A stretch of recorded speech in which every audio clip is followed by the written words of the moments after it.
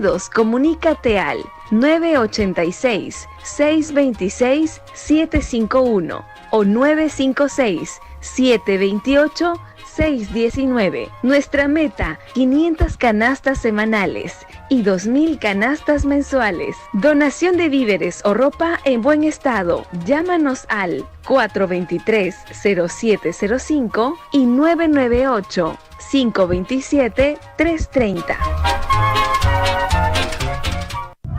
La experiencia nacional e internacional enseña que en casos de terremotos o desastres naturales, las comunicaciones se congestionan. Debemos estar preparados. Lo más importante, mantén la calma, evita llamar y menos insistir. Utiliza los mensajes de texto o la internet para comunicarte. Y si estás en la zona de emergencia, marca el 119 y deja un mensaje de voz. Esta es la comunicación luego de una emergencia. Escribe primero y evita llamar. Mayor información en www.mtc.gov.pe o con tu operador de servicios, Ministerio de Transportes y Comunicaciones.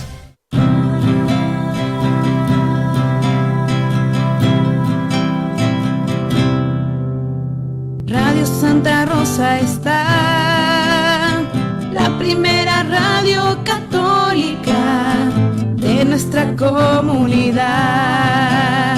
Radio Santa Rosa, consuelo y paz. Radio Santa Rosa. Para el Perú y el mundo, Santa Rosa. Buenas nuevas en tu vida. Radio Santa Rosa, consuelo y paz. Radio Santa Rosa. La Sociedad Dominica de Medios de Comunicación, Sodomco, presenta A Pensar Más con Rosa María Palacios.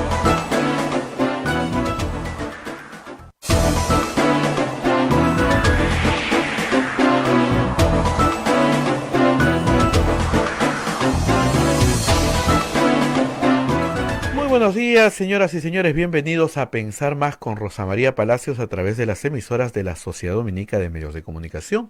La Sociedad Dominica de Medios de Comunicación está integrada por Radio Santa Rosa en Lima, en la amplitud modulada 1500 kilociclos, la frecuencia modulada 100.51 en todo el sur de Lima.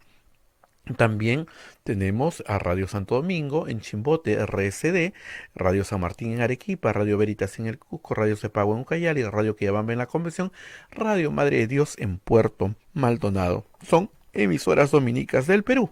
También hay otra red de emisoras amigas como Radio Huánuco en Huánuco, Radio La Voz de Ayacucho en Ayacucho, Radio Pública y Radio La Decana en Puno, Radio Moro en Ancash, Radio Cumbre en Huancayo, la Radio del Arzobispado, Radio Milenio en Satipo, Radio Estación Solar en Abancay, Radio Oriente en Yurimaguas, Radio Los Ángeles en Cajamarca, Pumaquisterio, AM Tagua nos ponen podcast en todo el Perú y el mundo, los aplicativos móviles y la página de Radio Santa Rosa, www.radiosantarosa.com.pe.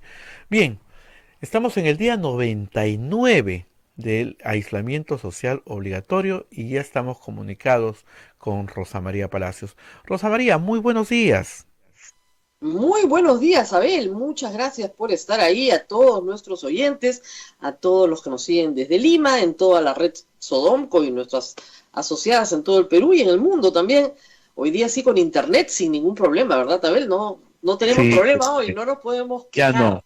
Desde el lunes pasado ya no, felizmente. Bueno, ayer encerrados como en estos últimos 100 días, yo ya no sé cómo explicar que no sirve de nada cerrar los domingos. Hoy en la mañana se ha reabierto la vía expresa, la Costa Verde, que era una tontería también que estuvieran cerradas, ¿no? O sea, si los carros no pueden circular, ¿por qué cierras avenidas grandes donde los médicos, los policías, los militares, las personas que trabajan en banca o en el sector alimentos o farmacia no pueden moverse con tranquilidad, ¿no? Esas lógicas represivas que hemos visto durante estos 100 días, ¿no? Cerremos las grandes avenidas para congestionar las chicas, ¿no? Entonces tú dices, ay, Dios mío, no hay forma. Lo que pasa es que se ha querido aplicar una lógica militar a un problema sanitario.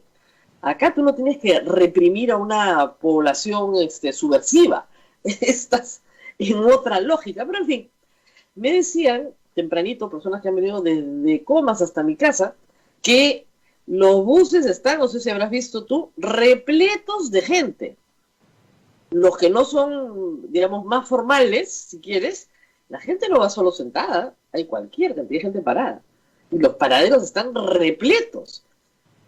Porque este fin de semana también fue un fin de semana lleno de contradicciones, ¿no? Un ministro decía, ya no se necesita pase para el carro ni pase para el laboral. El otro decía, sí se necesita pase para el laboral, pero el otro no para el carro. Pero al final no sé cuál es la verdad. Porque sobre esta materia no se han publicado normas, Abel. Todo es entrevista y comunicado oficial. Otra de las características de estos 100 días. No se regula por norma, se regula por comunicado, entrevista. Entonces, el Estado de Derecho está suspendido, en realidad, para algunos ministros, porque entonces, ¿dónde dice eso la norma? No, no hay norma.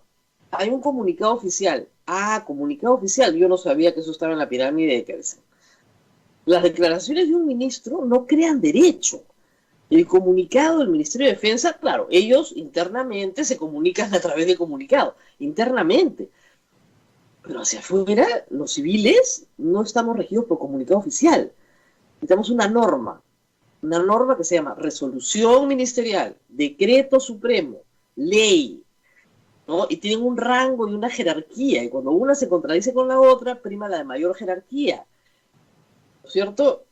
Y la nueva sobre la vieja, y la especial sobre la especial sobre la general. Hay reglas de interpretación, nos pasamos meses en la universidad estudiando reglas de interpretación de normas contradictorias.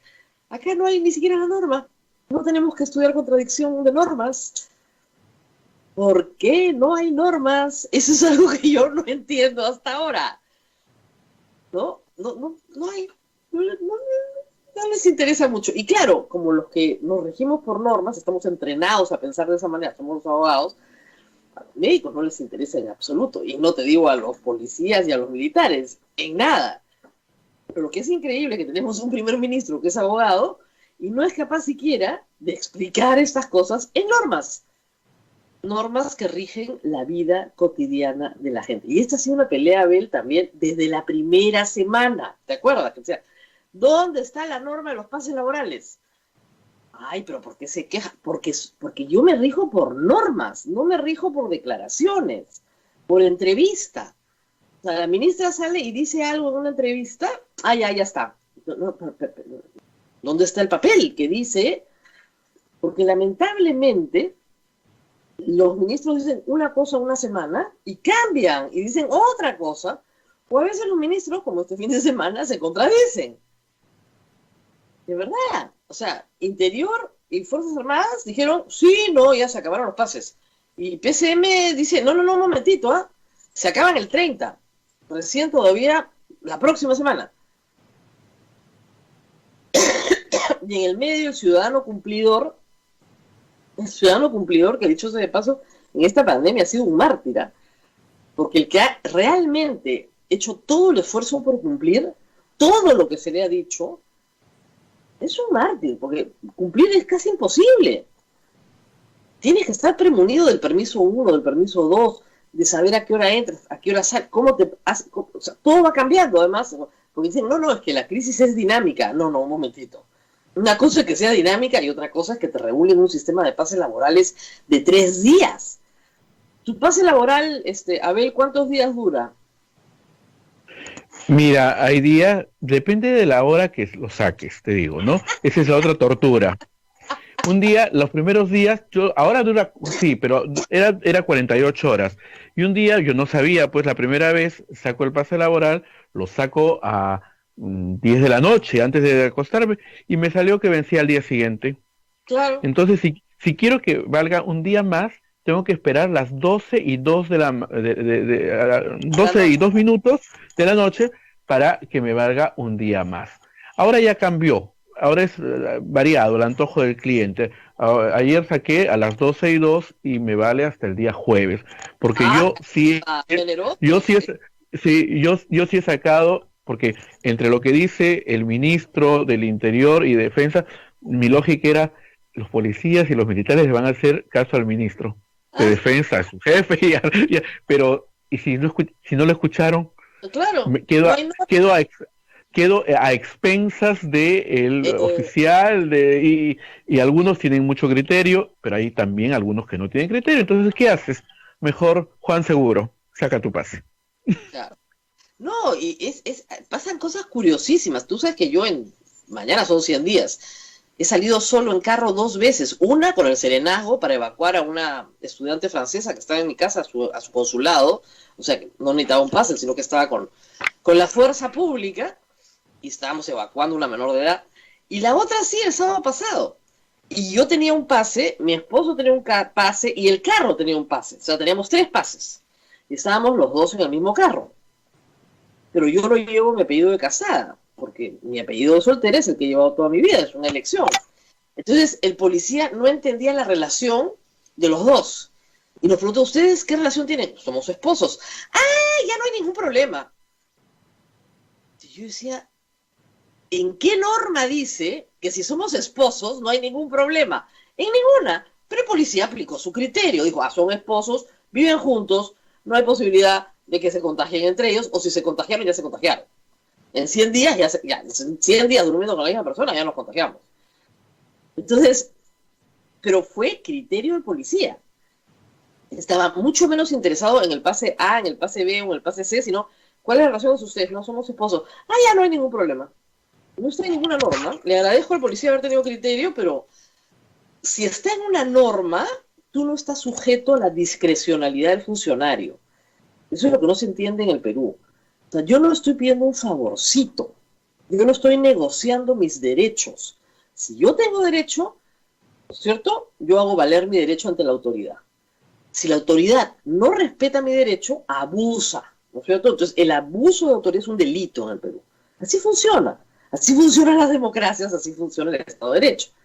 Pero si no me dices cuál es mi derecho, y estoy sujeto a la discrecionalidad del funcionario, entonces si el funcionario es buena gente, ¿qué clase de Estado de Derecho es ese? O sea, para que haya Estado de Derecho tiene que haber norma. Yo, ciudadano, sé qué me toca hacer. Hoy día puedo ir a un centro comercial, sí puedo ir a un centro comercial. ¿Puedo ir a un centro comercial en un vehículo particular? Sí, sí puedo ir a un centro comercial en un vehículo particular. 2 personas que vivimos en la misma casa, ¿podemos ir en nuestro vehículo particular a un centro comercial? La respuesta, aunque usted no lo crea, es no. Porque nos han dicho que al centro comercial, eso es declaración, solo va una persona por familia. Muy bien. Pero si somos 2 y vamos en taxi, ¿podemos ir en taxi? Sí, en taxi pueden ir 3 personas, el chofer y 2 personas más. Dime qué lógica tiene eso. 0, ninguna. Entonces, como nadie entiende, nadie va a cumplir y 2 personas irán de la misma casa a hacer sus compras hoy día al centro comercial. O sea, cuando las normas son un disparate y la gente no las entiende ni el policía que las tiene que hacer cumplir. No las entiende nadie. Y yo les aseguro que si ustedes se sientan un par de horas con todos los policías que han estado en la calle, van a tener un sinnúmero de casuística que los va a dejar con la boca abierta de cosas que obviamente no están en la norma y que ellos han dejado pasar por alto por lógica elemental. ¿No? Por lógica elemental.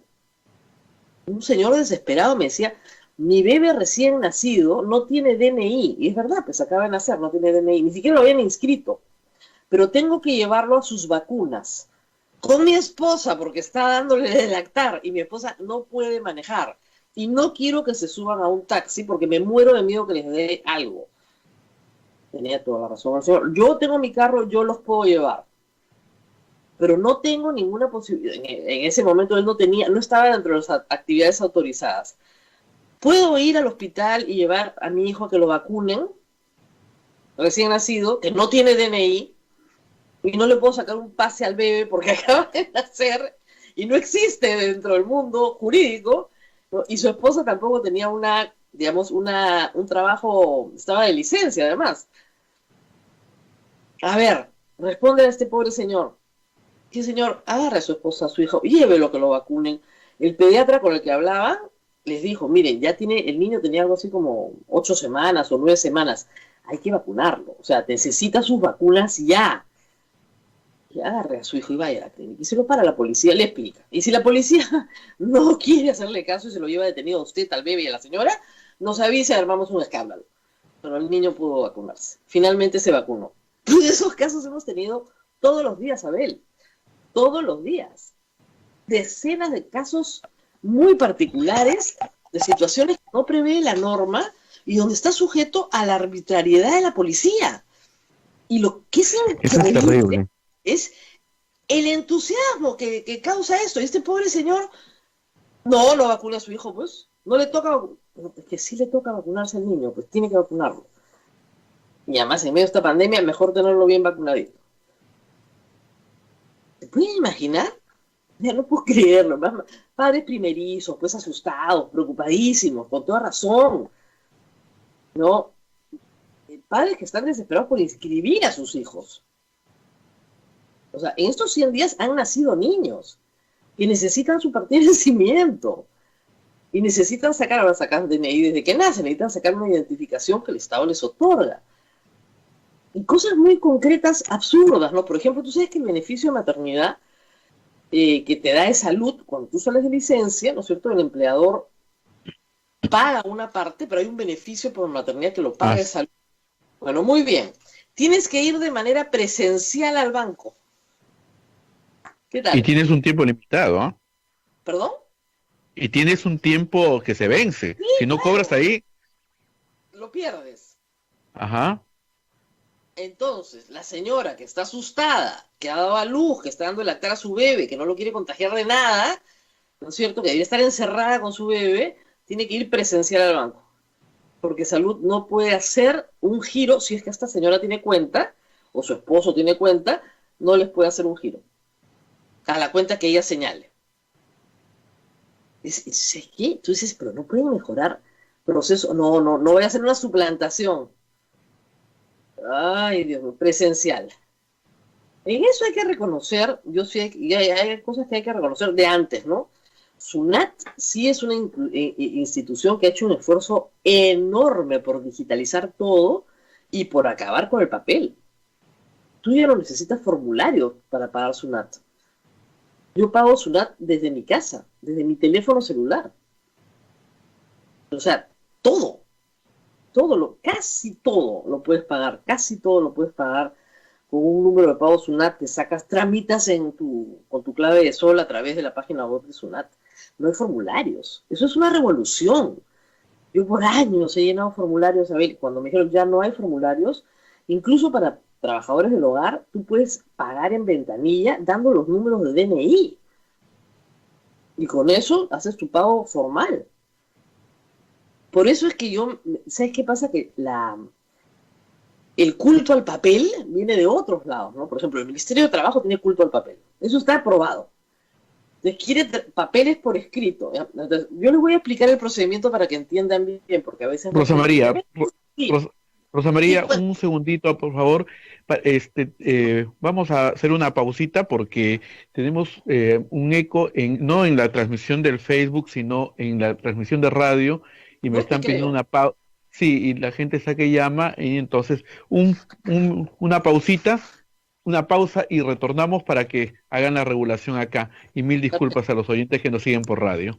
Así que Ok. volvemos, Rosa María.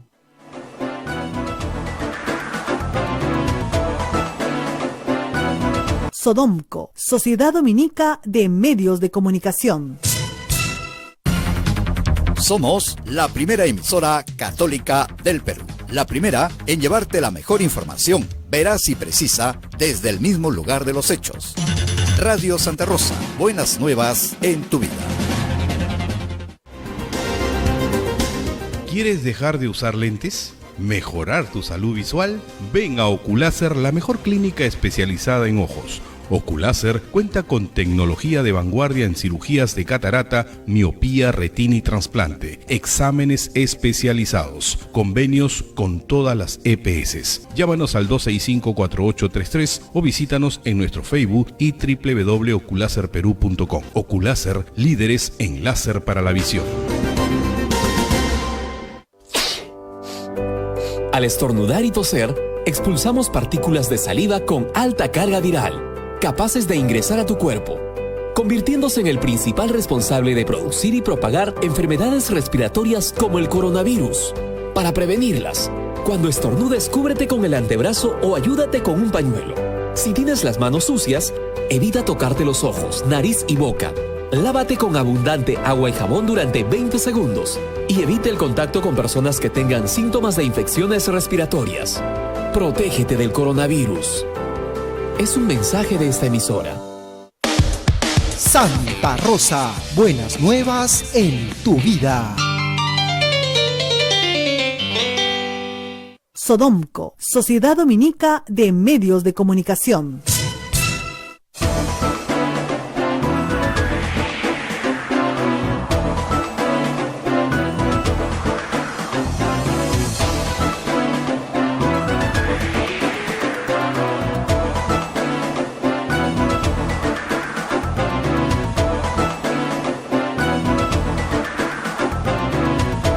Al aire, Rosa María. Continuamos con A Pensar Más a través de las emisoras de la Sociedad Dominica de Medios de Comunicación. Esperemos que ya se haya solucionado el problema.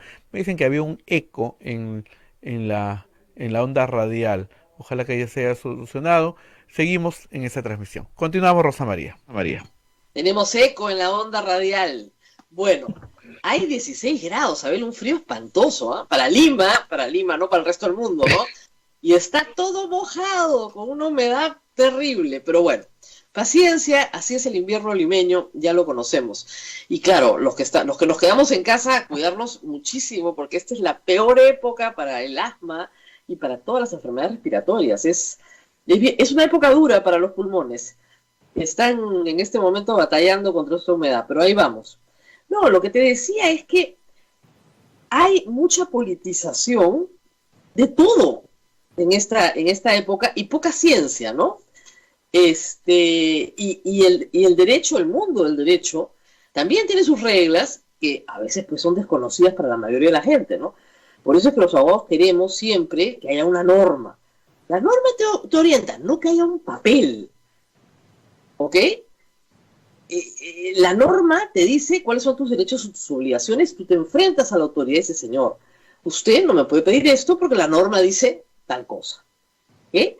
Pero si la autoridad no te hace caso, abusa de su autoridad. Pero si no hay norma y abusa, no tienes cómo defenderte. Y lo que te decía es que así como hay instituciones como RENIEC, por ejemplo, que también es no al papel y ha digitalizado todo. La SUNAT, por ejemplo, ha digitalizado todo. No, el Ministerio de Trabajo no. Le gusta el papelito. Quiere papelito, bastante papelito. Entonces, por ejemplo, SUNAT hace varios años, pero varios años, formalizó todo el trabajo de los trabajadores del hogar, con prueba plena.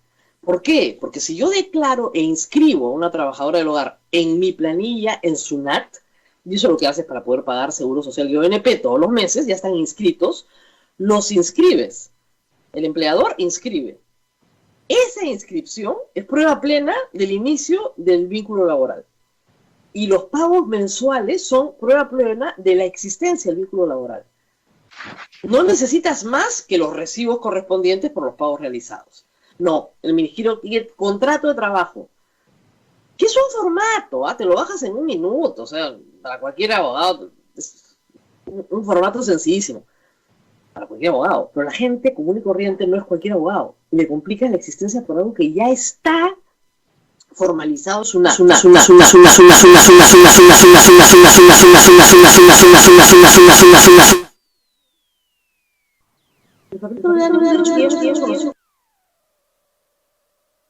Nada que no esté reconocido en la norma. Es increíble. Pero bueno.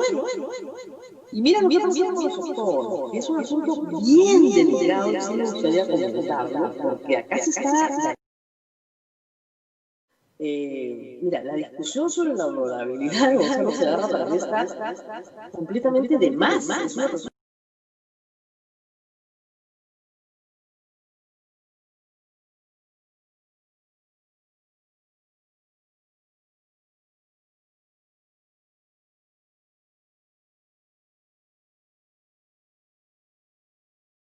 Su honorabilidad en la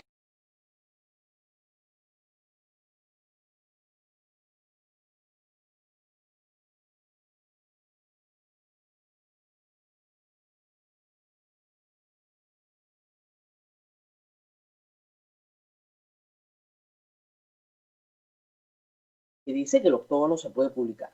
Igualito, como lo estás haciendo, perfecto, en todos los empaques, no hay ningún problema. También puede figurar en la publicidad, porque está en la ley.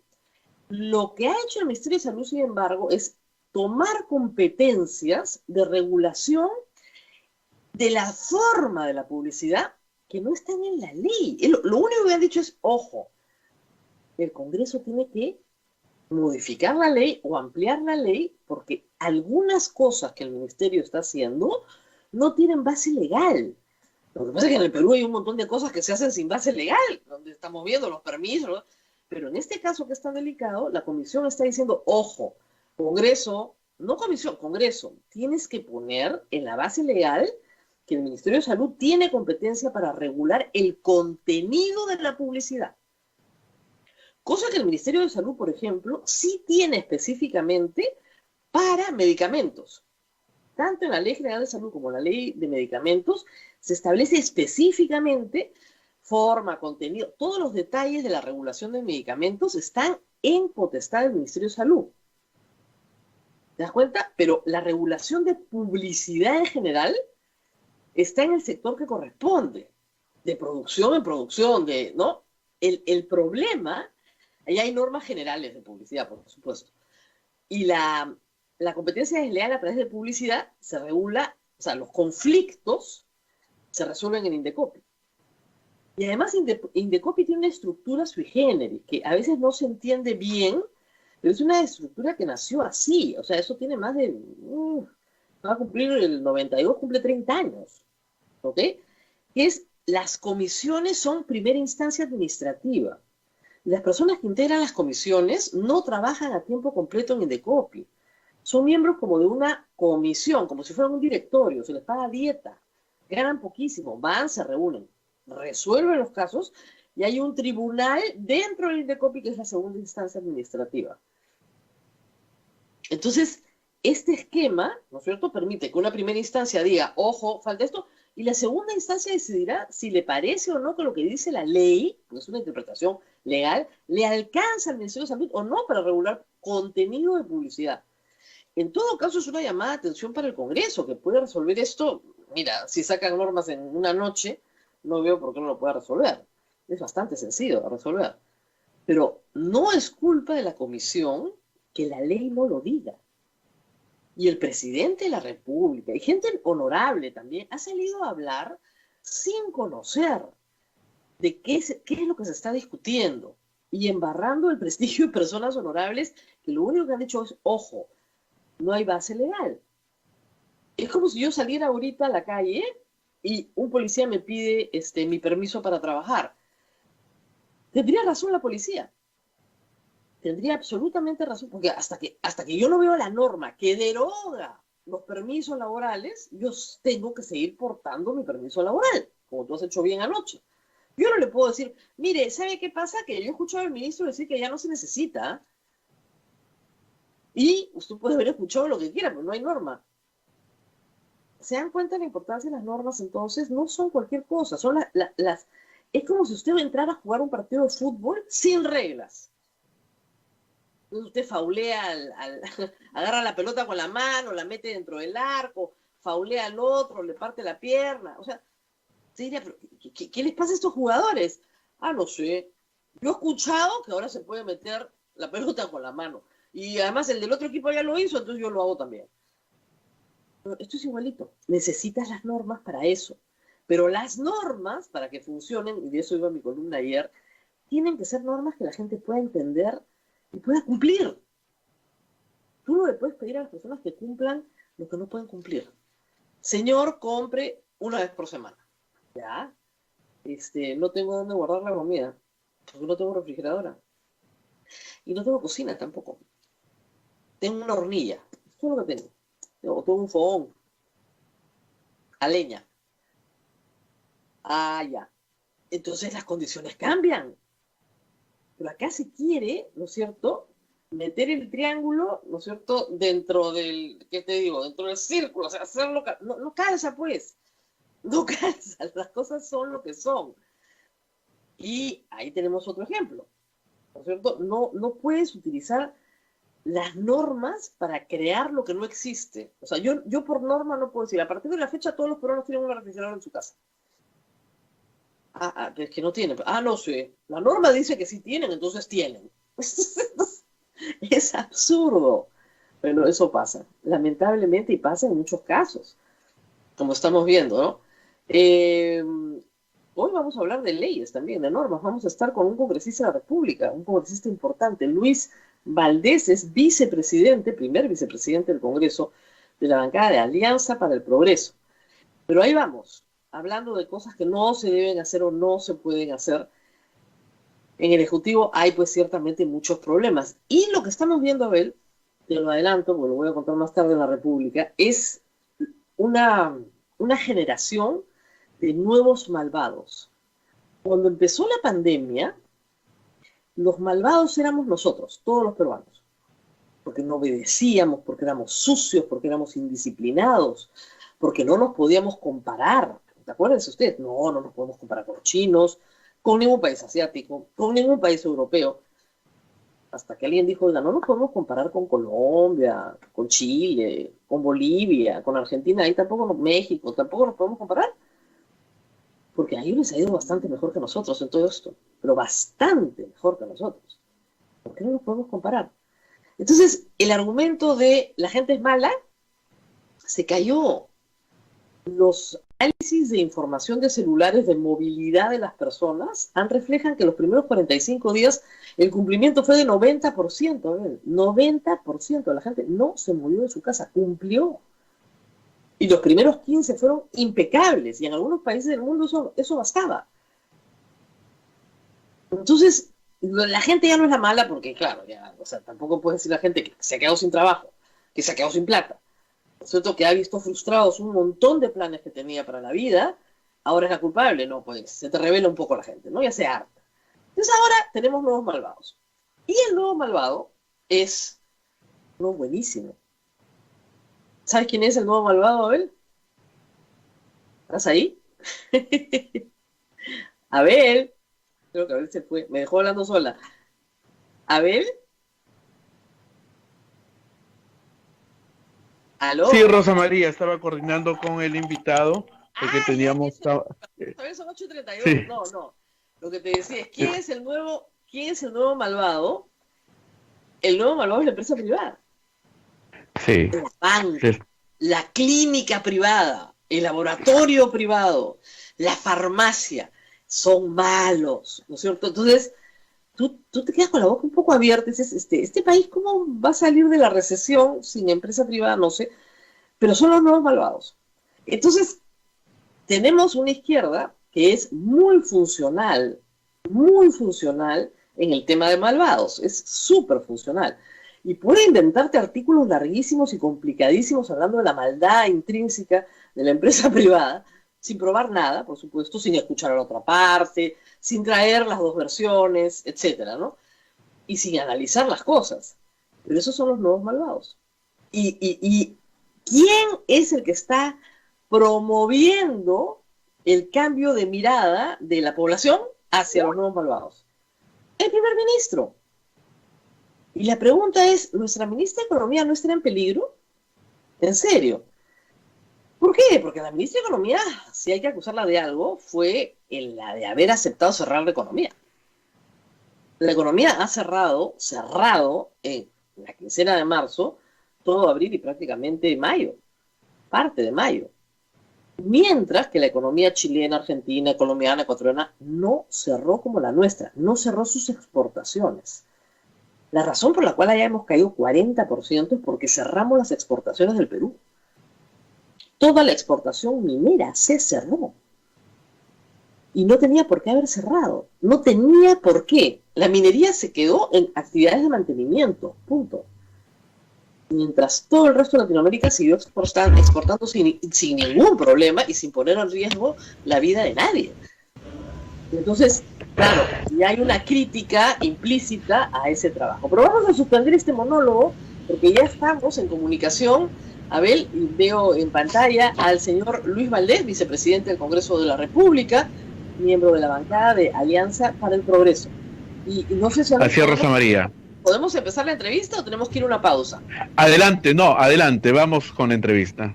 Muy bien, muy buenos días. Sí, días, adelante. ¿Me escucha usted? Sí, doctora, muchísimas gracias, muy buenos días. En verdad es un placer y un honor estar frente a usted. Con todos los años y experiencia y trayectoria que tiene, en verdad siempre es un honor. Bueno, muy bien, vamos a hablar en primer término de las tareas legislativas del Congreso. Hay varias e importantes que se están perdiendo un poco, pero me imagino que usted tiene interés en retomarla y que parten de los compromisos de campaña, en particular también de su partido, de Alianza para el Progreso. ¿Qué está pasando, señor Valdés, con la reforma política? Esta semana están venciendo plazos importantes. ¿Qué está pasando con una reforma que no termina de cuajar? Sí, mire, en verdad, como todos comprenderán, las circunstancias en las cuales hemos asumido esta responsabilidad, este deber en el Parlamento han sido adversas, todos adversas. Hoy, gracias a Dios, ya tenemos las herramientas tecnológicas que nos permiten tener cierta actuación, pero previo, ¿no? Sin una preparación, sin las herramientas a la mano, con todo adverso, ha sido muy difícil, ¿no? Pero la voluntad del Parlamento, por lo menos de la mayoría, es mi percepción, es apuntar hacia la reforma política y electoral del país, ¿no? Yo creo que se han hecho algunos esfuerzos, creo que todavía se pueden hacer algunos más. Sé que la Comisión de Constitución hoy está atiborrado de muchos proyectos, ¿no? De eliminación de la inmunidad parlamentaria, por ejemplo, ¿no? Hoy se eliminó las PASO, estas elecciones primarias, que también ha sido cuestionado por cierta parte de la población, de los medios de comunicación, pero he seguido, bastante atento a esta norma que se aprobó en los últimos días, ¿no? Pero que ha, concentrado por lo menos la aceptación de instituciones tan importantes para la democracia como es el Jurado Nacional de Elecciones, como es la OMPE y otras fuerzas políticas, entendiendo que esta pandemia podría generar algún problema, de llevar a 25 millones de peruanos a una elección en los partidos políticos. Pero yo quiero decirte, y te lo digo con mucha franqueza, doctora, que este Parlamento, que este Congreso va a seguir firmemente en esta reforma. Y he escuchado por ahí algunas voces de que no se está de acuerdo con la eliminación de la inmunidad parlamentaria, por ejemplo, para ir a ese tema. Alianza para el Progreso, se lo digo también de manera frontal, no solamente fue una promesa de campaña, propuso y se presentó un proyecto de ley en esa línea, ¿no? Y yo la mantengo, por ejemplo, como Luis Valdés, como parlamentario, y la mayoría de parlamentarios de mi bancada mantienen, como propósito eliminar de manera absoluta, ¿no? Esta herramienta. El problema, le explico, es que el presidente de la Comisión de Constitución de su partido, el señor Omar Chejade, salvó de ir a la cárcel por la inmunidad parlamentaria. Su hermano terminó preso por hacer exactamente lo mismo que él, y a él lo salvaron en la comisión permanente. Entonces, una persona que ha utilizado un beneficio para sí mismo en el Congreso anterior, ahora preside la Comisión de Constitución y nos va a dar la garantía que en serio van a derogar la inmunidad parlamentaria, es difícil de creer. Mire, eso se va a ver en los votos, y usted verá en la comisión, por lo menos, y ese ha sido el sentido de nuestra bancada, que la eliminación tiene que ser una realidad, porque los parlamentarios no nos podemos esconder, en esta suerte de paraguas, de protección, pero esperemos encontrar nosotros esa mayoría en la Comisión de Constitución. Pero sí me queda la preocupación, porque he escuchado también a los juristas constitucionalistas que han ido a exponer, y por lo menos no he escuchado a ningún constitucionalista del Perú, que tenga ese espíritu de poder eliminar la inmunidad parlamentaria. Y razones ponen muchas, pero por ejemplo en Colombia no existe esta protección a los congresistas y no están presos. Entonces yo llamo, a todas las fuerzas políticas, a ir a ese camino que es de eliminación de la inmunidad parlamentaria. Congresista, sí. El problema que tenemos en el público, le digo, y los que observamos el Congreso, es que una cosa es el discurso y otra cosa son los votos. En el discurso muchos coinciden con usted, pero a la hora de votar no se logra. La Comisión de Constitución hasta este momento no tiene un dictamen favorable en ningún sentido. Ya no le digo eliminarla, pasarla a que la revise la Corte Suprema. No hay. Y luego, para dejar ese tema, me nos quedó claro su posición, hay otros temas de transparencia que no se están cumpliendo. El asunto de la declaración de intereses, francamente, ¿por qué tienen que entregarlo a Contraloría para que esté escondido y nadie lo pueda ver, cuando en un portal de PCM es público? Hay una información de 30.000 funcionarios públicos. ¿Por qué no me pueden publicar ahí? Mire, yo le voy a dar mi punto de vista sin perjuicio, y lo dejo aquí, digamos, grabado. El día de hoy voy a presentar mi declaración jurada ante la Presidencia del Consejo de Ministros, ¿no? Bueno. Pero sin perjuicio de ello, ¿no? Yo tengo que decirle que por lo menos para mí, ¿no? Que tengo algunos años en administración pública, creo que el ente rector, el ente especializado para fiscalizar, no solamente cautelar, es la Contraloría. Y le explico por una sencilla razón. Porque la Contraloría, ¿no? Por lo menos constitucionalmente, es un ente autónomo, ¿no? Que no persigue fines políticos, sino de corrección, de transparencia, de integridad, y es ahí donde para mí debiera mantenerse. ¿Y por qué no en el Ejecutivo, que es, digamos, la Presidencia del Consejo de Ministros? Porque se ha visto casos, ¿no? Que se ha manipulado, que se ha perseguido con fines políticos, ¿no? Y eso trastoca, eso perturba, digamos, lo que debe ser. Señor Valdés, pero yo terminar solamente la idea. Es un portal.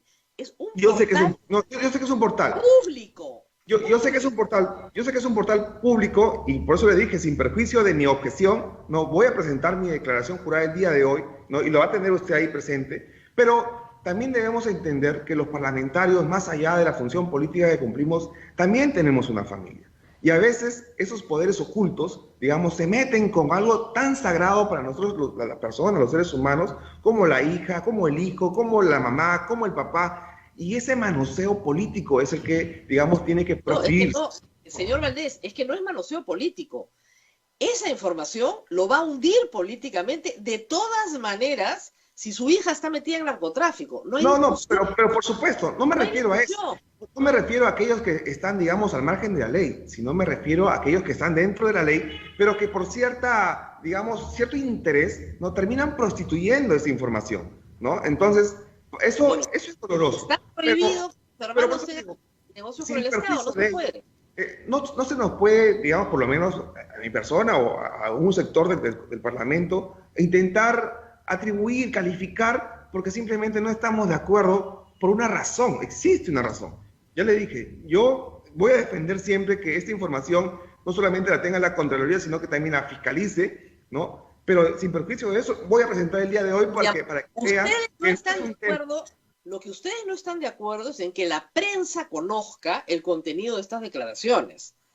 Y tienen que ser públicas. Ahí lo aclaro un poquito. Por ejemplo, en mi caso, yo sí considero y valoro mucho el ojo público y la prensa, aún incluso con sus excesos, ¿no? Porque creo que es la única forma de poner al funcionario, el servidor público, en línea, más aún si lo que manejan son los recursos públicos, pero las esperanzas también de un pueblo que necesita las resoluciones y respuestas.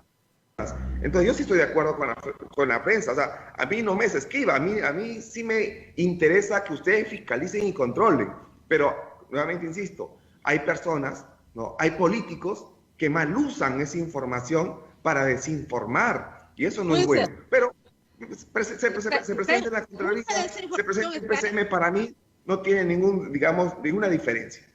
Ahora, en el caso del conflicto de interés, que eso es lo que estamos buscando, ¿no es cierto? Digamos, el señor Luna tiene una universidad que le han cerrado, en realidad no una, 4. El señor Acuña tiene una que sí le han licenciado, no tiene una, tiene varias, pero sí se las han licenciado. Y así podemos ir bancada por bancada, Acción Popular, el fujimorismo con alas peruanas. ¿No le parece que hay un conflicto de interés gigantesco como para andar atacando a SUNEDU, interpelando al ministro de Educación, y que esto destruye la imagen del Congreso, pero la destruye? Esto es para la imagen de ustedes es terrible. Claro. Mire, yo no voy a referirme a este grupo económico que representa a la familia Acuña, porque es totalmente distinto a las funciones parlamentarias, lo hemos visto, ¿no? Pero en particular, yo como secretario general del partido no he participado en la Comisión de Educación. Sé que han habido 2 parlamentarios ahí participando, pero también hay que respetar que ellos manejan información, documentación, y que también están dentro del margen, digamos, de cuestión a un funcionario público que por redes sociales y también los medios de comunicación han cuestionado. Yo creo que tampoco, independientemente, digamos, de la procedencia como partido, ¿no? y los liderazgos que tengamos ahí, creo que los parlamentarios deben seguir esa línea de fiscalización, siempre y cuando sea racional y objetiva. Pero si vemos que hay, digamos, un direccionamiento mezquino o digamos, torcido a los hechos, sí tenemos que llamar al orden, pero de ninguna forma vamos a permitir que se haga una fiscalización, digamos, subjetiva y perversa. Eso, en verdad, descartado 100%. No lo sé, pero ha sido un poco perversa la Comisión de Educación la semana pasada. Ahora, vamos a aquellos proyectos con contenido económico peligroso y a veces desastroso. Por ejemplo, el tema de peajes. Le va a costar al Estado peruano una fortuna lo que nos va a sacar el CIADI. Además del prestigio internacional del Perú, porque el Congreso ha desconocido la Constitución y hay 2 amparos en primera instancia ganados. Porque, claro, han hecho una barbaridad. Caro, inconstitucional, pero abusivo además.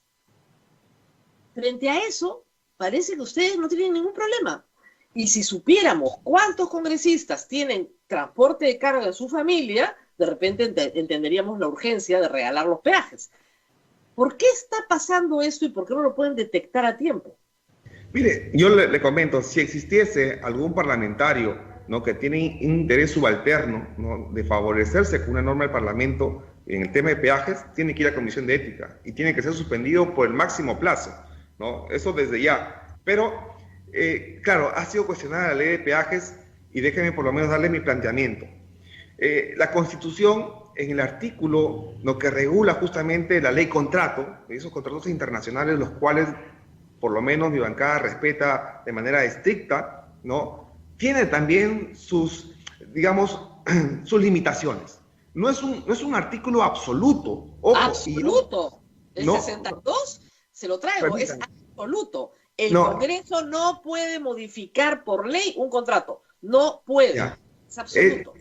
Pero por eso, este tema ya ha sido dilucidado por el mismo Tribunal Constitucional y también ha sido dilucidado por algunos expertos del derecho económico constitucional aquí en el Perú, ¿no? Y establece que este articulado tiene, digamos, sus limitaciones. No es absoluto. Y no es absoluto cuando se trata justamente de algunos hechos que van más allá, digamos, de las posibilidades materiales del obligado. Y en este caso el Perú, yo le voy a explicar por qué. El presidente de la República, por eso voy a ir en esta línea de análisis. El presidente de la República, el 16 de marzo, ¿no?, declara en emergencia nacional y establece una inmovilización absoluta, ¿no? Es decir, nadie podía trasladarse por las vías, por las calles, por las ciudades, por las carreteras, ¿correcto? Y fue prolongándola cada 15 días. Luego vino el siguiente hasta el 15 de abril, luego fines de abril, fines de mayo, y fue en ese contexto, ¿no?, que se, digamos, aprueba una ley. ¿Por qué? Porque se evidenció, ¿no?, que había personas trasladándose de región a región y eran justamente los médicos, los policías, las enfermeras, aquellos productores, digamos, agrícolas que transportaban los alimentos que por lo menos... Los únicos que podían transportarse y no pararon de transportarse fue el transporte de carga de alimentos, que fue directa y absolutamente beneficiado por esta norma sin ninguna razón, porque eran al final 8 peajes concesionados, nada más. La vía la van a destruir porque no le van a dar mantenimiento mientras no se les pague, y eso es lo que ustedes han hecho, han destruido la vía, creado un conflicto internacional para el Perú y además generado un costo altísimo en reparación por daños, sin ninguna evidencia de que esto era necesario para algo, porque no han bajado los precios de los alimentos por esta magnífica y generosa acción.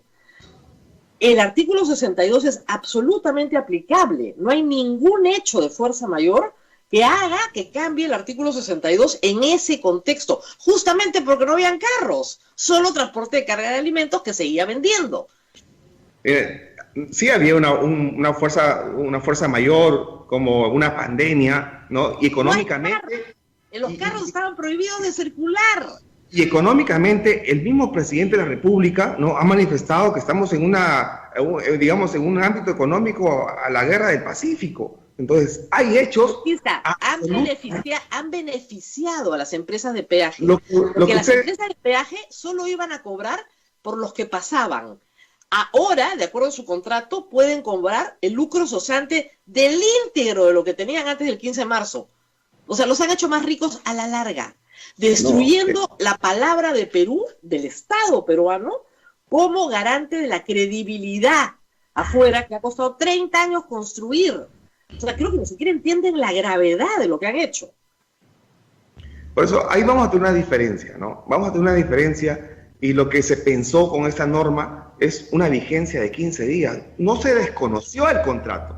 Por eso, yo quiero ahí ser puntual. No se desconoció el contrato, no se resolvió el contrato. Lo que dijimos es, oye, ¿quiénes pasan por aquí?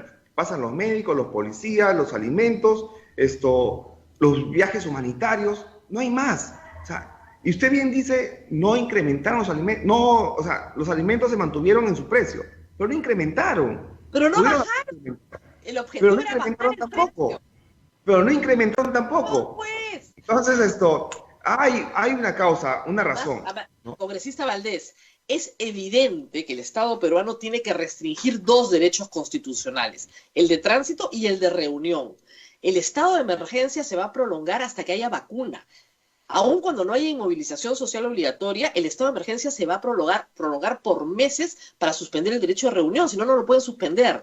¿Cómo va a durar 15 días, pues? ¿En qué cabeza puede entenderse que el estado de emergencia va a durar 15 días? Ustedes sabían perfectamente que el estado de emergencia va a durar por lo menos un año. Y ustedes suspendieron los peajes durante la vigencia del estado de emergencia, no durante la vigencia de la inmovilización social obligatoria.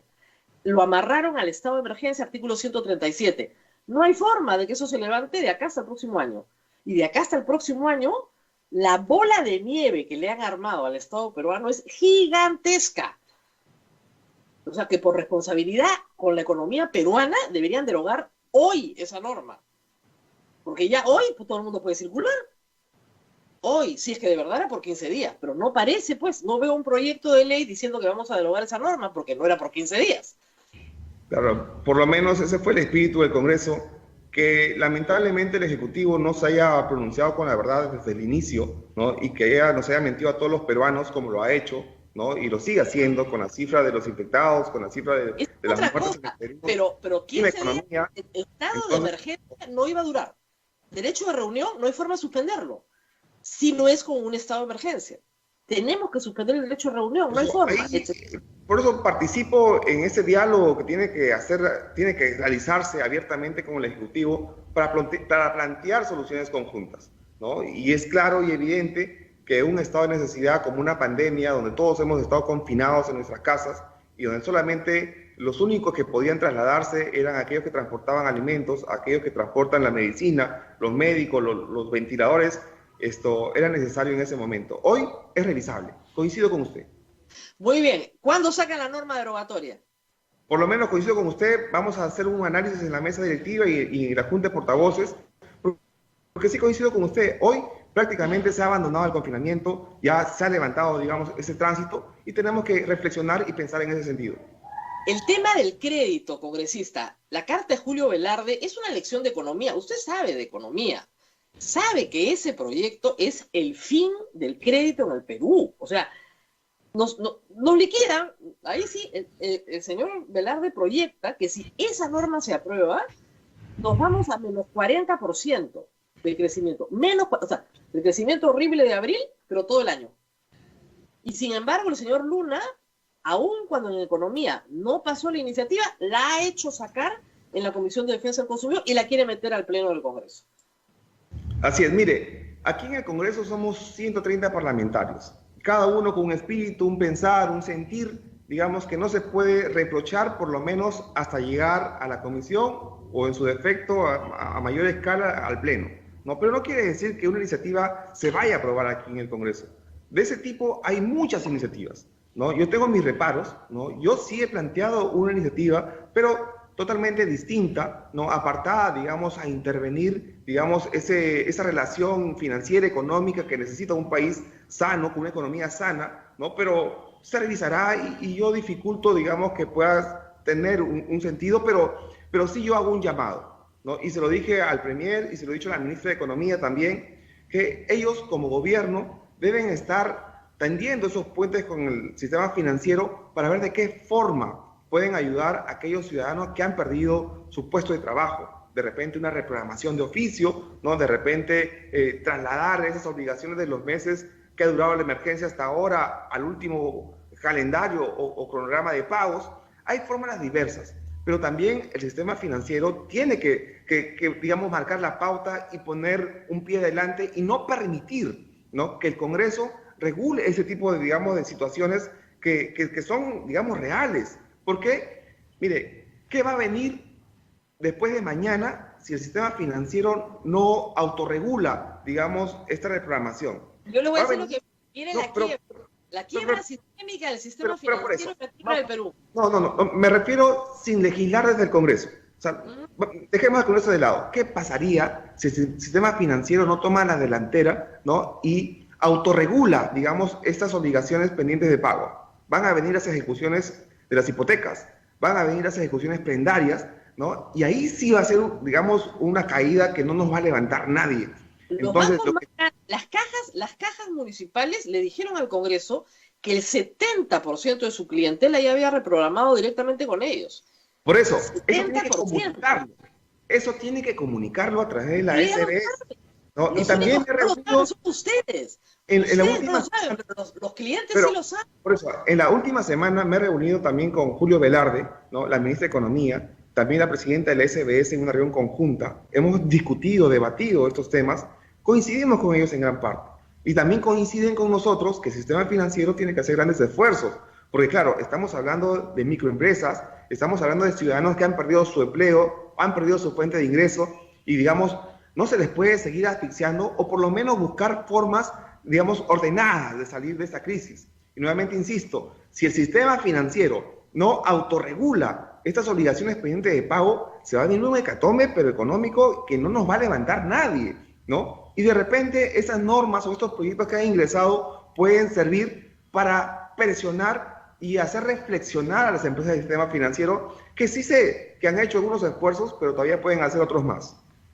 Claro, pero usted sabe de nuevo que usted no puede intervenir entre contratos entre privados. Y de nuevo el Congreso quiere, igual que con los peajes, modificar contratos entre privados. Y eso yo le aseguro que vamos a tener el más absoluto cuidado, porque tenemos que cuidar la economía.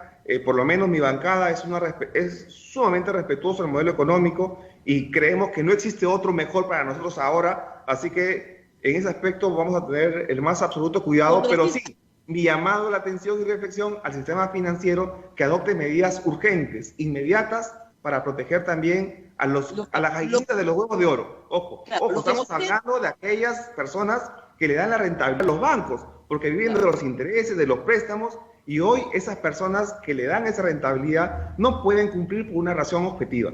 Congresista, el tema acá es que usted dice, nosotros estamos a favor del modelo económico, puede ser, pero en las discusiones en el Congreso o no se enteraron qué cosa era el modelo económico, o parece que hubiera ganado Frente Amplio UPP.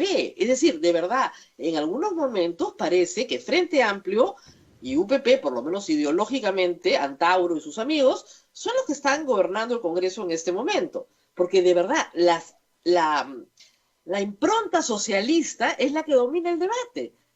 No entiendo yo muy bien por qué. Tenga usted plena seguridad y convencimiento que no es así. Respetamos a todas las bancadas, a todas las líneas ideológicas, pero nosotros sí respetamos el modelo económico y lo vamos a hacer respetar desde nuestro espacio.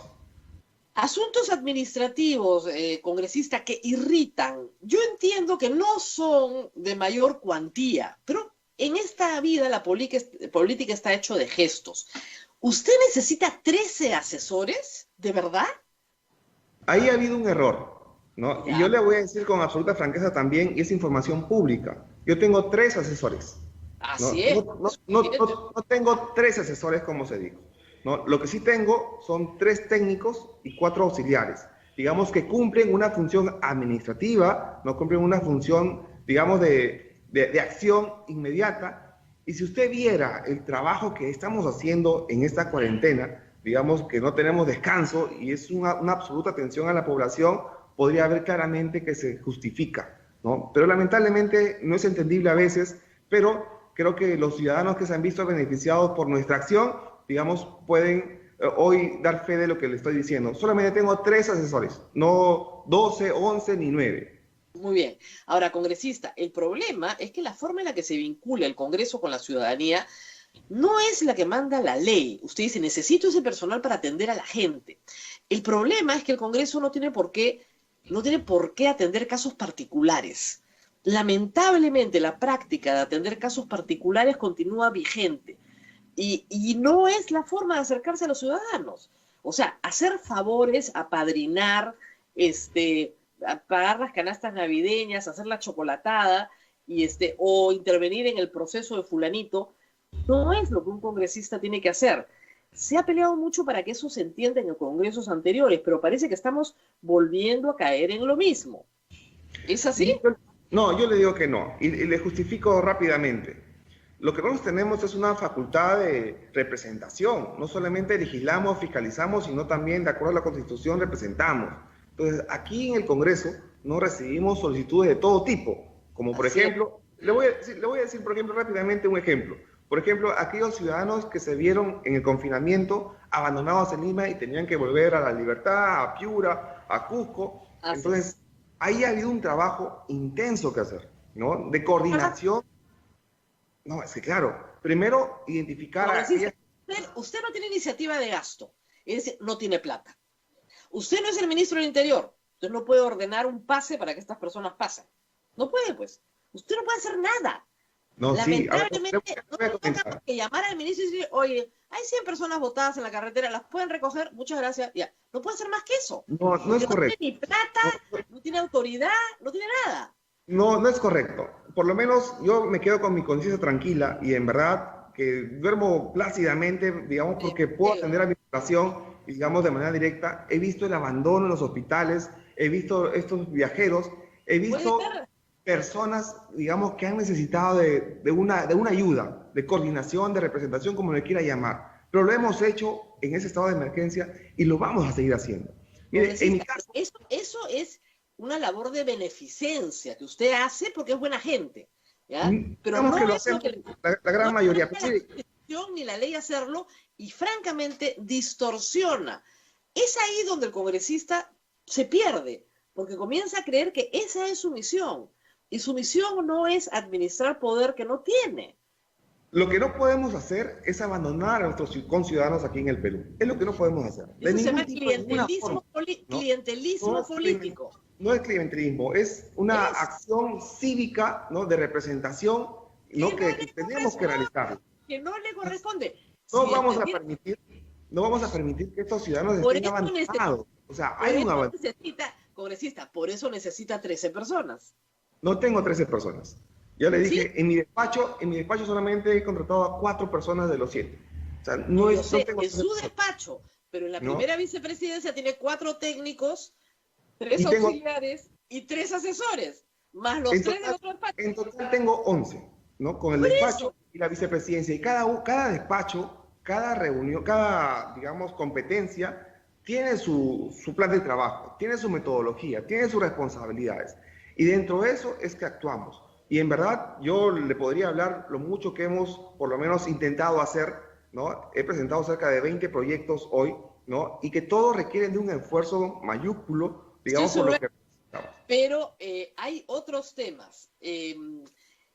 Las gratificaciones truncas. Usted estaba en la mesa directiva cuando hereda la mesa anterior. ¿Pudieron haber pedido un informe laboral al estudio de abogado que usted quisiera, independiente, para que no se dijera que era un problema de mala fe, ¿no? ¿Y por qué no se hizo? ¿Por qué lo dejaron pasar por alto? Mire, nunca conocimos ese acuerdo de la mesa anterior. O sea, no es que nuestra mesa haya aprobado esa gratificación. No, yo sé, heredar. Que desde mi punto de vista, a ver, no les corresponde a los congresistas, ¿no? Y que hoy hemos anulado ese acuerdo que dejó la mesa directiva anterior, ¿no? Y hemos pedido los informes técnicos para que los congresistas puedan devolver esos recursos. porque no son sus recursos, porque se creó ese derecho, entre comillas, después que se cerró el Congreso, ¿no? Y eso es, en verdad, un delito. Entonces, yo creo que los congresistas tienen que devolver esos recursos, ¿no? Y vamos a hacer los esfuerzos para ello. Pero por lo menos hemos marcado, digamos, esa línea, ¿no? de integridad. Pero, congresista, ¿se da usted cuenta que si no es porque un congresista dice, oye, ¿qué cosa es este depósito? Los otros 129 no habían dicho nada. Y ustedes tampoco se habían dado cuenta. Entonces, ¿cuánto habrá allá abajo para escarbar? ¿No es cierto? Que no nos sorprenda la prensa, ¿no es cierto? Escarben un poquito abajo. Hemos pedido un informe de todo, pero le adelanto también, en esta adversidad que nos tocó asumir, casi el 80-90% todavía siguen en sus casas, ¿no? Y no han venido a trabajar, digamos, porque hay normas que impiden que estén acá y la información también nos ha llegado a cuentagotas y esperemos que eso se pueda corregir. Al nuevo oficial mayor ya le hemos pedido la remoción de estos funcionarios que no revisaron, que no informaron y simplemente sí pagaron de manera, digamos, por lo menos dudosa, ¿no? Por lo menos dudosa. Ahora, congresista, hay algunos aspectos administrativos también, de repente usted todavía no los conoce, pero se los cuento. Así como ustedes son generosos con salud, ¿no es cierto?, y nombran a todos los CAS, el Congreso de la República tiene un flujo bien grande de personal CAS que incluso fue cesado en octubre del año pasado, a la mala. Gente que tenía muchos años. Yo conozco un caso de una persona que tiene 19 años trabajando en el Congreso como CAS. O sea, le van cambiando, renovando, etcétera. Octubre cerraron y hasta el día de hoy están sin trabajo. Y esas personas están tocando la puerta del Congreso. Y bueno, claro, en esta pandemia nadie los atiende. Pensaron que podían regresar en marzo o abril. Son un grupo como de 200 o 300 personas. ¿Qué van a hacer con ellos? A ellos el derecho les asiste, no hay una ley, la 24041, ¿no? Que establece que por el tiempo, por la prestación del servicio, ellos se convirtieron en trabajadores permanentes. Me gustaría recibirlos para escucharlos. Mi especialidad es Derecho del Trabajo y la Seguridad Social, tengo una maestría. Bueno. Entonces, por lo menos voy a escucharlos y si esta ley es de aplicación a su caso, no va a tener otra razón que reinsertarse al trabajo. Es más, necesitamos gente con experiencia aquí. Como comprenderá, hemos venido casi a ciegas, ¿no? Y ese personal es valioso. Así que, como respetuosos de los derechos laborales de los trabajadores, yo los invito a venir y yo los atenderé personalmente. Bueno, voy a hablar con uno que siempre habla conmigo, claro, para ver si lo reciben de todas maneras, porque el caso es increíble, pero esas cosas pasan en el Estado, lamentablemente. ¿Alguna otra sorpresa económica nos tienen para esta semana? Porque lamentablemente, congresistas, se les ha dado, discúlpeme, por aprobar leyes a las 3 o 4 de la mañana. Es algo que... Tenemos derechos constitucionales al sueño. Es algo que poco se entiende. Pero yo voy a ir al otro extremo, ¿no? Para nosotros es un esfuerzo que hacemos también quedarnos a esa hora. Ya nos gustaría irnos a dormir a las 8 de la noche, ¿no? Pero lamentablemente, digamos, se extiende porque hoy tenemos una mesa directiva bastante flexible en el debate, ¿no? Entendemos que también los 130 parlamentarios que representan a sus regiones tienen el derecho, digamos, de pronunciarse, ¿no? de marcar una posición y no los podemos cortar, ¿no? Entendemos que hoy están confinados.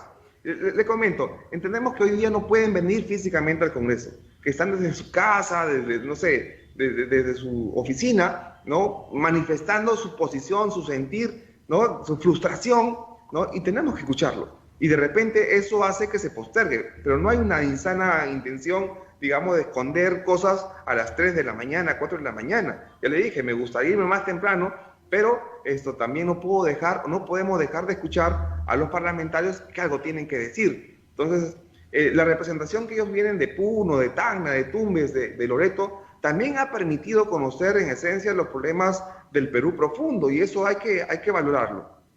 Congresista, cada vez que un congresista dice Perú profundo, deberían darle, anote, cada vez que un sol termina cada sesión, usted ha ganado 1.000 soles por lo menos. De todas maneras, un sol por cada Perú profundo. Yo le voy a decir rapidito, yo he presidido la Asamblea Nacional de Gobiernos Regionales por casi 2 años, entonces conozco la realidad de todos los puntos del Perú, que son similares en educación, en salud, en infraestructura, en agricultura. Entonces, los problemas son similares, ¿no? Que tienen todos los peruanos. Entonces, cuando hablo de Perú profundo, hablo después de todos los rincones del país, ya, por decirlo así. Yo lo sé, pero te digo, anote en la próxima sesión del Congreso cuántas veces se escucha Perú profundo. No tiene una idea, es lo que más se repite, porque yo me he pasado varias horas escuchándolos, aunque usted no lo pueda creer. Y es un martirio, ¿eh? Yo en eso sí le reconozco un enorme mérito, porque pasarse 12, 14 horas escuchando lo mismo y lo mismo y lo mismo una y otra vez es un castigo, pero parece hecho a propósito. O sea, ¿cómo canso a mi adversario para que ya a las 4 de la mañana ya no se oponga, ya vote nomás para que, ¿no? ¿Cómo le digo al congresista de Puno, por favor, ya no hable más? Entonces, hay que escucharlo. ¿Cómo le digo a ese representante de Loreto, no hable más? O sea, está repitiendo lo mismo. Entonces, no podemos porque ellos representan ese sentir. Y por lo menos el respeto que debemos... Pero siempre ha habido un número de minutos por bancada. Siempre los tiempos se han repartido. Si estuviésemos todos en el hemiciclo sería mucho más sencillo, ¿no? Le pagamos el micro y se acabó. Pero hoy no se puede apagar el micro, para empezar. ¿No? Hay un botón. Si nosotros no somos permisivos desde la mesa directiva, van a intervenir y se va a convertir, digamos, en una desorganización y desorden, ¿no? Y todos van a intervenir de manera, digamos, simultánea y va a generar... No se puede apagar por la plataforma que manejamos nosotros. Entonces, yo sí debo aceptar... Doctor, cambie de plataforma. En Zoom se apaga. Microsoft Teams, digamos que no hay esa función, ¿no? Pero yo sí debo aceptar y reconocer también, digamos, la prudencia, ¿no? Se manifiestan y terminan su oportunidad y pasa al siguiente, y ahí nos demoramos cierto tiempo, pero sí tenemos la exigencia de escucharlos, ¿no? El problema, doctor, es que presentan dictámenes que piden exoneración del trámite de comisiones y se votan de madrugada. Le comento, ya eso no va a suceder. Hubo un compromiso en la penúltima sesión, ¿no? De no llevar ningún proyecto sin dictamen de comisión. Pero asumiendo que quienes impulsaban estos proyectos sin dictamen de comisión eran los mismos voceros. ¿Por qué? Porque en la Junta de Portavoces alguien pedía que se incluya en la agenda determinado proyecto sin dictamen de comisión y se sometía a voto. Entonces, por mayoría de los voceros de las distintas bancadas, es que se acordaba llevar, exonerando de dictamen de comisión estos proyectos, pero no estaba bien. Y ya se tomó una determinación, eso no va a volver a suceder, ¿no? Lo que queremos es un orden y que también haya un estudio técnico, digamos, de lo que se vaya a debatir, ¿no? Y esperemos también, y a través suyo, yo sé que usted tiene una muy buena audiencia y le escuchan, y espero, digamos, valerme de esa plataforma para pedirle al Ejecutivo también que haga su esfuerzo, que cuando le mandemos un proyecto para evaluación técnica, pues tenga un proceso por lo menos preferente y nos puedan remitir, digamos, la observación, ¿no? O su informe. No sucede así. En el Ministerio de Economía tengo un proyecto a favor de las MIPES hace más de 3 semanas, ¿no? Y estoy llamando constantemente para ver cuándo emiten su informe técnico y no llega. Y la pandemia es ahora, ¿no? Entonces la MIPE necesita de una atención prioritaria también. Entonces yo le pido a través suyo a los distintos niveles de gobierno que cuando enviemos una fórmula, un proyecto, también nos resuelvan o nos contesten de manera rápida. El proyecto de peaje se aprobó por insistencia. El MEF se opuso pública y notoriamente. Les rogaron que no lo aprobaran, ¿ah? Y lo aprobaron igual. Ya les comenté, vamos a evaluar, y hoy día voy a plantear la posibilidad de revisar esa norma, ¿no? Y si da lugar, digamos, por ejemplo, dejar sin efecto esa ley, la vamos a hacer. Primero está el Perú y sus intereses también, ¿no? Es una gran noticia, congresista. Con esa gran noticia nos vamos. Congreso derogaría la norma de peajes. Vamos a plantearlo por lo menos. Vamos a plantearlo. El primer vicepresidente Luis Valdés así nos lo ha dicho. Voy a plantearlo el día de hoy. Muy bien. Abel, no sé si tenemos alguna pregunta del público antes de irnos, pero le vamos al congresista que volvamos a encontrarnos, ¿sabes? Porque creo que ha funcionado, no se nos ha caído la transmisión en ningún momento. Abel. Sí, Rosa María. Pregunta, ¿el congresista es de provincia? ¿Ha cobrado la instalación? La gente está muy interesada en saber esa parte. Yo vengo de la región de Libertad y voy a ser honesto, ¿no? Aún no he visto mi cuenta bancaria, ¿no? Si es que me han transferido o no, voy a revisarlo. Congresista, le voy a dar un consejo político. Los pobres siempre miran su cuenta bancaria. Los ricos no tienen que mirarlo. Es un calificativo que no lo voy a asumir porque, digo, no lo he mirado todavía, voy a mirarla. Ok, pero ese pago se lo han hecho en marzo. Es posible. Yo vengo de provincia, nadie ha cuestionado, digamos, aquellos que venimos de provincia, esos conceptos, no los hemos creado nosotros, digamos, son recursos que están presupuestados, que están normados, reglados, que no están al margen de la ley, ¿no? No, al margen de la ley no. Ni tampoco para los de Lima, o sea, no está al margen de la ley para los de Lima tampoco. Y además... Pero sí le puedo decir que la mesa directiva, y fue un planteamiento de mi persona, donamos el 50% de nuestra remuneración del mes de abril para, digamos, las personas afectadas del COVID. Así que desprendimiento y trabajo para el pueblo y haciendo esfuerzos también económicos lo tenemos todos los días. Muy bien, congresista. ¿Y todos cumplieron con la donación del 50%? Por lo menos la mesa directiva el 100%. ¡Son 4! Sí, pero por lo menos la mesa directiva sí. Algunos refieren que de manera directa hacen esos, digamos, donativos. Claro. Es posible que sí. Ese es el problema cuando se percibe, ¿no es cierto?, esto como una beneficencia y no como una política de Estado. Entonces usted le dice, no señor, yo tengo mis propias caridades, a mí me gustan los padres dominicos, a mí me gusta... Entonces, claro, es una caridad, no es una política de Estado. No lograron adoptarlo como política. No se logró adoptar, algunos sí han donado hasta el 100%, ojo, en el caso de la mesa han donado el 50%, o hemos donado el 50%, otros el 100%, otros 10%, otros nada, nos manifiestan, como reitero, que han compartido y siguen compartiendo sus recursos con... Claro, pero esa es la estrategia de los que cobran en Lima instalación, es esa, que yo lo dono a los pobres. Claro, pero el Estado no te da un dinero para que tú hagas tu beneficencia, ¿no es cierto? Ese no es el sentido. No es así. Si no, imagínense, yo cobraría un bono que no me toca y digo que después estoy regalando el bono y eso no tiene ningún sentido, ¿no? Pero bueno, Abel, nos tenemos que ir, me parece, ¿no? ¿O tenemos alguna... Sí, Rosa María. Bueno, preguntaban sobre la reforma política, si van a dar algún paso más esta semana, ¿no? Mira, yo creo que vamos a impulsar lo que es la eliminación de la inmunidad parlamentaria, es fundamental, ¿no? Eso es lo que hemos adelantado también con alternancia y paridad. Hay algunas diferencias del tema del voto preferencial. Yo tengo mi posición al respecto, ¿no? ¿Usted está a favor o en contra del voto preferencial? Mire, yo sé que no es popular decirlo, pero yo tengo que ser transparente y yo estoy a favor del voto preferencial, ¿no? Y le voy a decir por qué, si me permite 30 segundos. Estoy a favor del voto preferencial porque pese a yo haber postulado con el número 1 por mi región, sin embargo, hemos competido de igual a igual con los 7 candidatos de mi partido.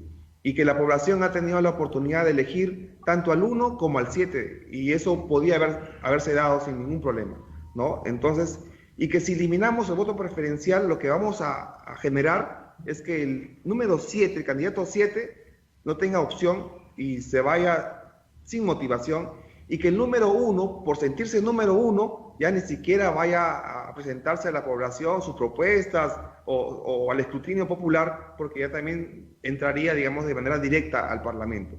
Y creo que... no necesariamente, pero sí reduce el gasto de campaña, eso sí. Sí, reduce el gasto de campaña, pero lo que genera es falta de motivación, digamos, en llevar propuestas. Por ejemplo, porque usted tiene que competir contra los otros partidos. Claro, pero además también del mismo partido, si tiene 7 propuestas, ¿no? Por lo menos la ciudadanía debe tener el derecho de elegir a cualquiera de los 7.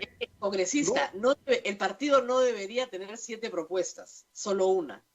No es que no solamente una, debe tener 7 porque son 7 cupos, digamos, para el Congreso por la Libertad. Estoy poniendo un ejemplo. No, yo lo sé, pero digamos, no, los 7 congresistas de La Libertad, de su bancada, de su partido, tienen un proyecto común. Y eso es lo que los diferencia de los otros proyectos. El problema es que cuando cada uno tiene su proyecto y llegan al Congreso, son 130 individualidades y así no funciona la democracia. Se necesitan partidos.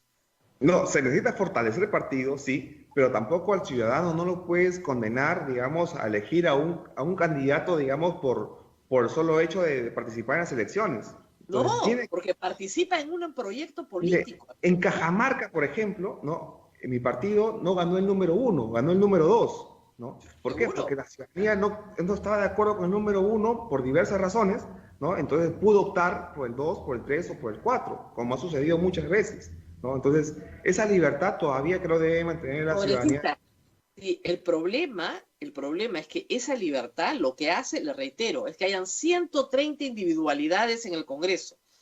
Mire usted lo que está pasando con Acción Popular. Yo le cuento una infidencia en mi partido. Mire, no podemos ser iguales nunca. Somos ciudadanos distintos, con distinta formación, con distinta idiosincrasia. O sea, pretender que todos pensemos igual es difícil. ¿Dónde se van a fortalecer los partidos?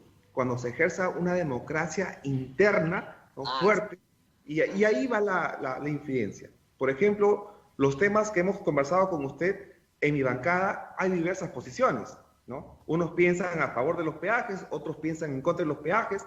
Debatimos al interno de la bancada antes de llegar al pleno, ¿no? Y en este debate, pues al final se somete a una votación, y a veces la mayoría gana, y conceptualmente, digamos, cerramos con esa posición, porque los que perdimos, digamos, no tuvimos la capacidad de convencer al resto porque, digamos, no era oportuno o no es recomendable tal o cual posición o propuesta. Entonces, creo que eso debería regularse y reglamentarse en los partidos para fortalecer primero la democracia interna de los partidos, porque de ahí va a surgir, digamos, el fortalecimiento institucional del país, que es lo que buscamos. Entonces, por eso verá Alianza para el Progreso votar siempre en bloque, porque ya primero nos jalamos los cabellos en las internas, en el plenito que le llamamos nosotros, y después ya vamos un poco más sosegados, más tranquilos, menos estresados. Gracias. Bueno, muy bien, congresista, un gusto tenerlo. Ojalá algún día pronto, cuando haya una vacuna, un tratamiento, podamos conocernos personalmente. No, muchas gracias. Y en verdad mi agradecimiento y admiración a su trabajo. Muchas gracias. Gracias. Y Abel, ya son las 9:22, nos tenemos que ir despidiendo también del público. Nos vamos, Rosa María. Agradecemos al primer vicepresidente del Congreso de la República, el doctor Luis Valdés, y nos vemos mañana, Rosa María, porque todas nuestras radios ya nos están pidiendo tu señal. Así es que nos vamos. Nos vamos. Muchas gracias. Mañana 100 días, Rosa María. Mañana 100 días. Aniversario. Qué horror, Dios mío. Ya 100 días sin salir. Bueno, nos vemos todos hasta mañana. Cuídense mucho. Chao.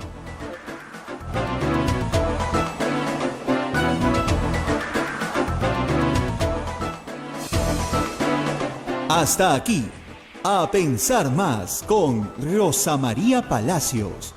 Este programa fue producido por la Sociedad Dominica de Medios de Comunicación, Sodomco.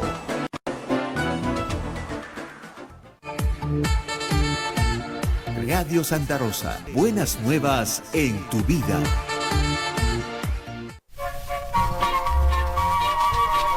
Ayúdanos a ayudar adquiriendo las mascarillas solidarias. Al adquirir estas mascarillas, podremos seguir trabajando en favor de la calidad de vida de muchos niños, ancianos indigentes y casos sociales. Son más de 480 beneficiarios de los comedores sociales de la Casa San Martín de Porres. Pedidos, comunícate al 986-626-751 o 956-7